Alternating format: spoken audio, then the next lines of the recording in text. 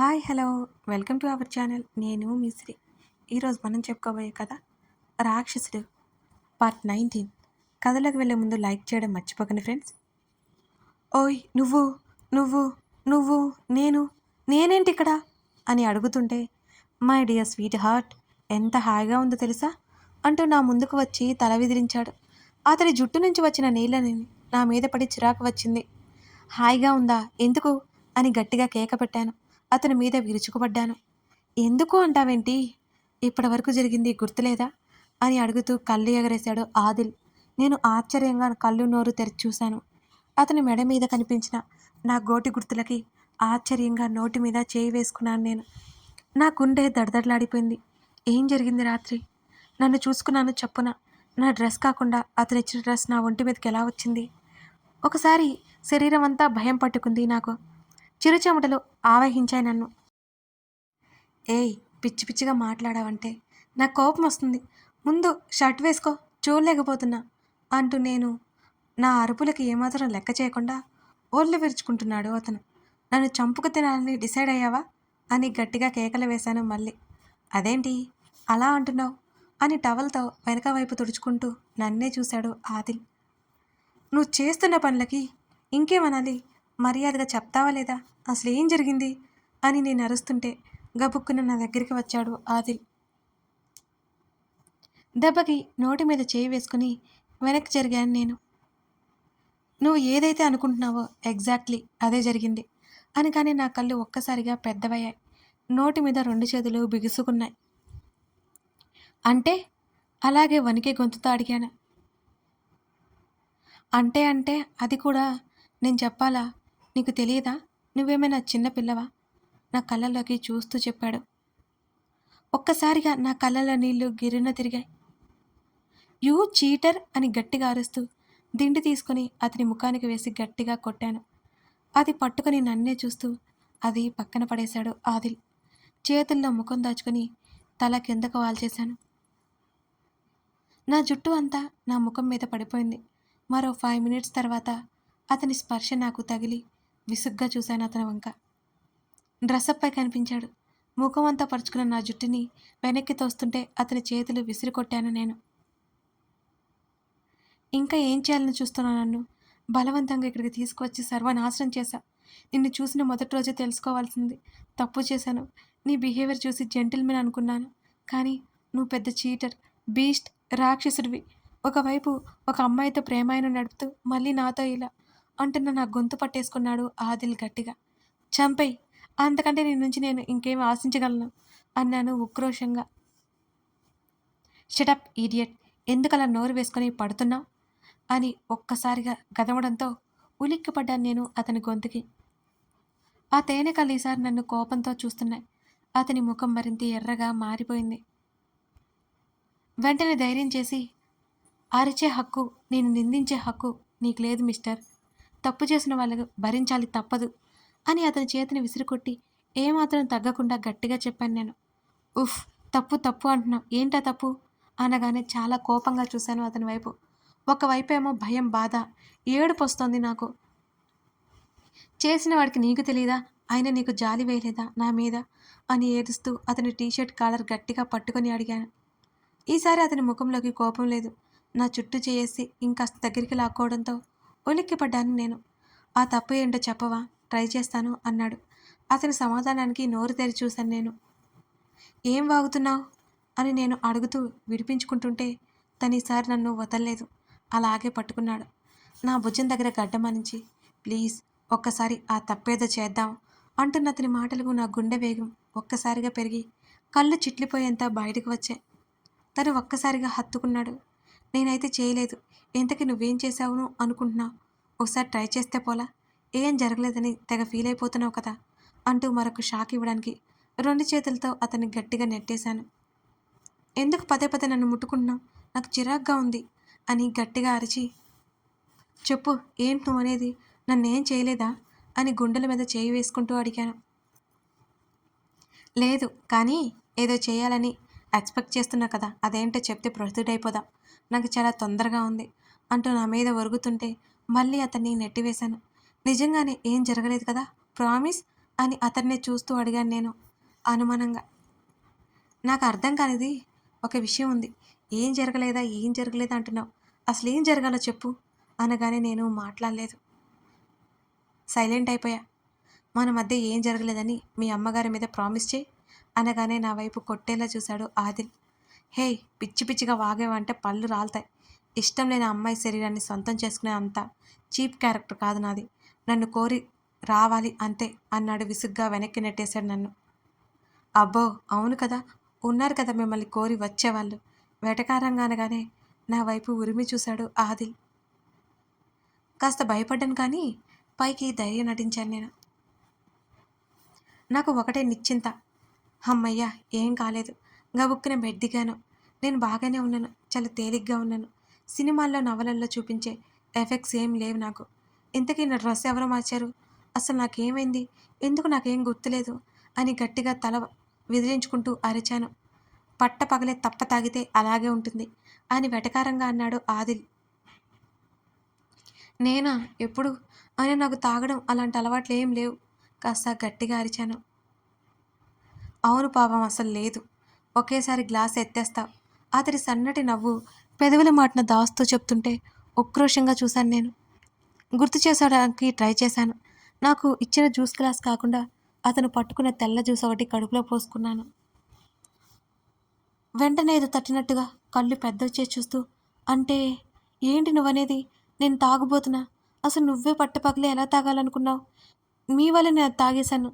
యాక్ అని వికారంగా ముఖం పెట్టాను. అసలు విషయం ఏదో నాకు అర్థమైపోయింది. తీర్థ ప్రసాదంలో మొత్తం మింగేసి ఇప్పుడు నాటకాలు వేస్తున్నావా? చేయాల్సినంత చేసి ఏం తెలియనట్టు యాక్టింగ్ ఒకటి. పద, డిన్నర్ చేద్దాం. నీ వల్ల లంచ్ కూడా చేయలేదు అని వెళ్ళిపోతున్న అతన్ని చూస్తూ, అసలు నువ్వు పట్టపగలే ఎందుకు తాగాలి అనుకున్నావు? అందులో నేను ఉండగానే నీ ప్లాన్ ఏంటో నాకు అర్థమైంది. ఇప్పుడు తెలియాలి తెలియాలి తెలియాలి అని గట్టిగా అన్నాను. యాక్చువల్లీ నైట్ తాగాలనుకున్నా, గుర్తులేదు. మార్నింగ్ గుర్తొచ్చింది. తాగేద్దాం అనుకుంటే నువ్వు లాగేసుకున్నా అంటూ భుజాలు కదిలించి పెదవి విరిచాడు. పళ్ళు పటపట్లాడిస్తూ చూశాను నేను తన వంక. అయినా నన్నిక్కడికి ఎందుకు తీసుకొచ్చావు అని వెనక నుంచి అరిచాను. నా రెక్క పట్టుకుని దగ్గరికి లాక్కోగానే కళ్ళు పెద్దవి చేసి చూశాను. భూమికి జాండుంటావేమో, పొగరు మాత్రం క్వింటాల్లో ఉంది అని. అదే నాకు నచ్చుతోంది అని అరనవ్వుతో అన్నాడు తను. నేను అలాగే కోపంగా చూస్తుంటే తన కళ్ళు ఆటోమేటిక్గా నా వైపు మళ్ళే. నేను తలదించి చూడగానే ఇద్దరి శరీరాలు అతుక్కోవడం గమనించి గబుక్కున వెనక్కి జరిగాను. అతని నవ్వు మరోసారి సన్నగా ఆ గదంతా పరుచుకుంది. ఛ! విసుగ్గా వెనక్కి నెట్టేసి వడివడిగా అడుగులు బయటికి వేశాను నేను. నా వెనకాలే సన్నగా నవ్వుకుంటూ వచ్చాడు తను. ఇద్దరం కిందకి వెళ్ళగానే అక్కడ నా బ్యాగ్ కనిపించింది. సోఫాలో మూలన పడింది.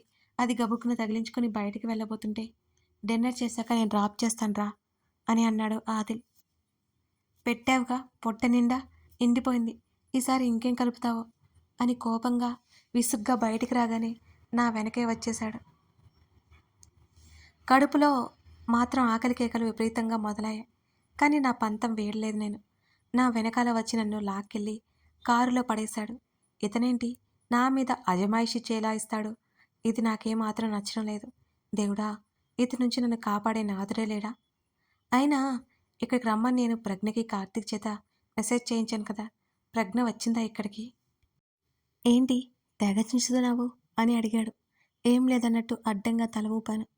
నేను ఈ విషయం అడిగితే నేనే ప్రజ్ఞకి విషయం చెప్పినట్టు అతనికి తెలిసిపోతుంది కదా, అందుకే అడగలేదు. ఎంత టైం అలాగే పడుకుని ఉన్నాను అని ముఖం తిప్పుకుంటూ అడిగాను. Maximum 9 hours. అతను చెప్పగానే కళ్ళు తేలేశాను. అవును. ఈలోపు మీ ఇంటికి ఎవరు రాలేదా? కాసేపటి తర్వాత అడిగాను నేను. వచ్చారు. ఎవరు? మెరిస్తే కళ్ళతో అడిగాను. ప్రజ్ఞ కనుక చూస్తే గొడవ పెట్టుకుంటుంది. ఇతను నా నుంచి బాధ తగ్గుతుంది. నీకు అనవసరమేమో. అతను అనగానే నాకు అతని విషయం చెప్పనందుకు నీరు గారిపోయాను. నాకేమో పిచ్చి పిచ్చిగా ఆకలేస్తుంది. అతను అడిగినప్పుడు తిన్నందుకు తెగ ఫీల్ అయిపోయింది నా బుజ్జి పొట్ట. ఇక్కడ కారాపు, ఇక్కడ కారాపు. మెయిన్ రోడ్ మీద ఫాస్ట్ ఫుడ్ సెంటర్ కనిపించగానే గొడవ చేశాను నేను. అతడు సడన్గా కారు బ్రేక్ వేసి ఎందుకు అని అడిగాడు. నాకు ఆకలేస్తుంది, తినాలి అనగానే నా వైపు కళ్ళు చిట్లించి చూశాడు. నేను కారు దిగి అక్కడ కనిపించిన బండి వైపుకి వెళ్ళాను. అతను నా వెనకాలే వచ్చాడు. టిఫిన్ బండి కనిపించగానే టిఫిన్ వేయించుకుని తిన్నాను. అతన్ని అడిగితే అతను ఇష్టపడలేదు. ఆకలన్నాడు కదా, తినలేదేంటి? అతని మీద అంతలోనే జాలిపడి మళ్ళీ అతనేమైపోయినా నాకే అక్కర్లేదని నిర్ణయించుకున్నాను నేను. తిన్న తర్వాత డబ్బులివ్వడానికి బ్యాగ్ చురుగా ₹1 లేదు. అదేంటి డబ్బులు లేవు, ఎక్కడో పోయినట్టున్నాయి. దేవుడా! నాకేంటి పరీక్షగా? షాప్ అతను నా వైపే చూస్తున్నాడు. ఒక వెర్రి నవ్వు నవ్వి 1 మినిట్ అని అతనితో చెప్పి దూరంగా నిలబడి ఫోన్ చూసుకుంటున్న ఆదిల్ దగ్గరికి వెళ్ళాను నేను. నాకు అప్పు కావాలి, ఆఫీస్కి వచ్చిన వెంటనే ఇచ్చేస్తాను అనగానే నా వైపు అలాగే చూశాడు ఆదిల్. నీ వల్ల నా డబ్బులు పోయాయి.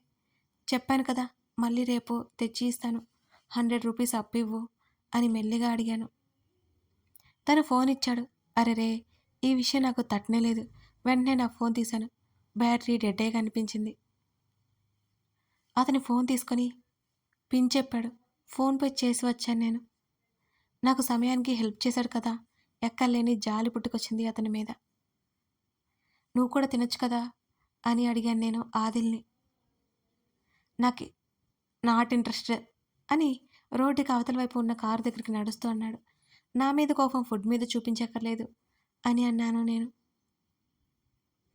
షటప్, వద్దన్నా కదా, ఇరిటేట్ చేయకు అని విసుక్కున్నాడు నన్నే. సారీ, ప్లీజ్ తినొచ్చు కదా అని అడిగాను. నా వల్ల ఫుడ్ మానేస్తున్నందుకు నాకు గిల్టీ ఫీలింగ్గా అనిపించింది. అతని ముఖాన్ని ఇంకా గంభీరంగానే పెట్టుకున్నాడు. ప్లీజ్, సరే సరే, నేనేం చేయాలో చెప్పు. మళ్ళీ వెనక్కి వస్తే తింటావా అని అనగానే ఏదైనా చేస్తావా అన్నాడు ఆదిల్. చేస్తాను అన్నాను. అతని చూపుల్లో మాటల్లో ఆంతర్యం గ్రహించను నేను. అయితే నాకు తినిపించు అనగానే పెద్ద షాక్ తగిలినట్టు నోరు తెరిచి చూశాను అతని వైపు. ఓయ్, నేనెందుకు తినిపిస్తాను? నా వల్ల కాదు అన్నాను. కదా, నాకు కూడా ఇంట్రెస్ట్ లేదు. ఎక్కు, నిన్ను డ్రాప్ చేస్తాను. హాస్పిటల్కి వెళ్ళాలి అన్నాడు కారు వైపుకి నడుస్తూ ఆదిల్. నువ్వు చాలా మొండోడివి అని కోపంగా అతని చేతిలో ఉన్న ఫోన్ లాక్కొని అక్కడికి వెళ్ళి టిఫిన్ పట్టుకొచ్చాను మళ్ళీ. ఏం తింటాడో తెలియదు కదా, ఓ దోశ మాత్రం తెచ్చాను. తిను, చేతకత్తిస్తుంటే తీసుకోలేదు తను. నన్ను సాధించాలని చూస్తున్నావా నువ్వు? నువ్వు తినకపోతే నాకు గిల్టీగా ఉంటుంది. ఆఫ్టర్నూన్ కూడా లంచ్ చేయలేదన్నావు కదా అని నేను అడుగుతుంటే, నాకైతే ఇంట్రెస్ట్ లేదు. నువ్వు పెడితే తింటాను, లేకపోతే లేదు అని అన్నాడు తన సన్నటి నవ్వు నా వైపుకి విసురుతూ. నేను మాట్లాడలేదు ఇంకేం. వాళ్ళ అమ్మ కోసం బాధపడుతున్నప్పుడు ఎలా ఉన్నాడో అలా అనిపించింది ఈ సమయంలో నాకిప్పుడు కూడా. పాపం, ఇంట్లో వాళ్ళ అమ్మగారు కూడా లేరు, చూసుకునేవారు కూడా లేరు ఇతన్ని అనిపించింది.